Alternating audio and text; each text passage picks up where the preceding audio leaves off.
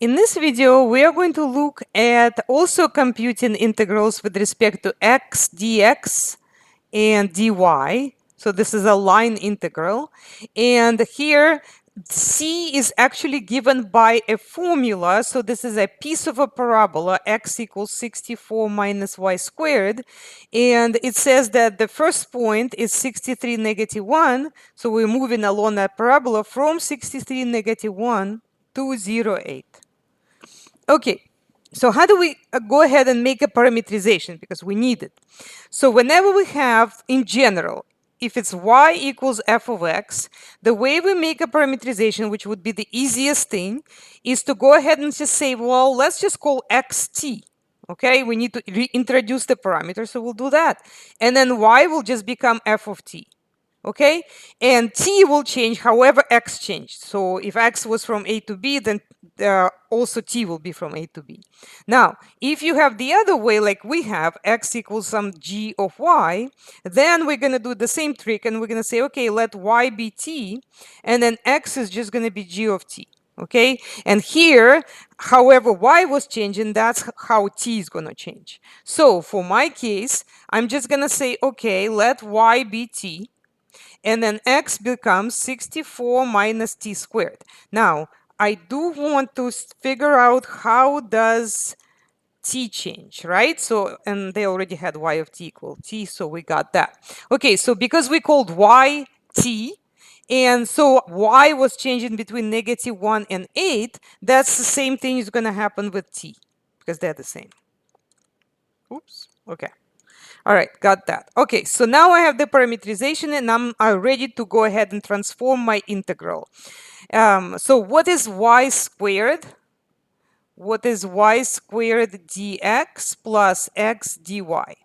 Okay, so first, y is t. So this is just going to be t squared. Now, what is dx? You need to understand that dx is not just dt.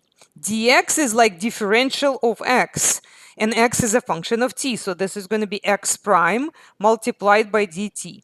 Same thing with dy. This is going to be y prime multiplied by dt.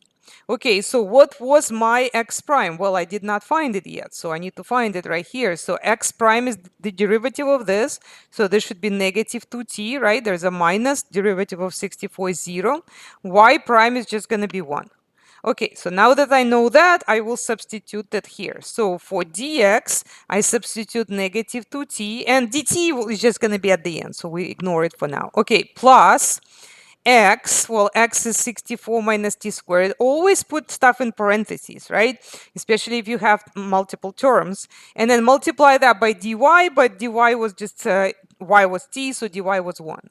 Okay, so if I were to simplify this further, I get negative 2t cubed minus t squared plus 64.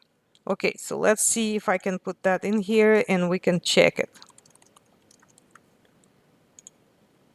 All right, so we got that right, and now we just have to integrate. So how do we integrate? Well, we're just going to integrate between negative 1 and 8, because that's the values of the parameter, and we are integrating what we just got, which is supposed to be pretty straightforward, right? It's just you got to be careful with the negatives.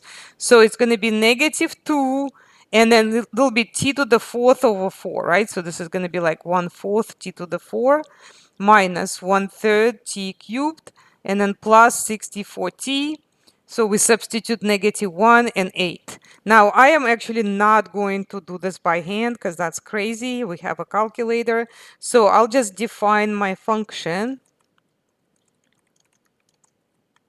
And I want to evaluate it at 8, which is going to be some huge ugly number, and then the negative 1, and then just subtract them. So I've got a large fraction, 3285 over 2 negative. So let's see if I can just copy that in here. All right. Yep.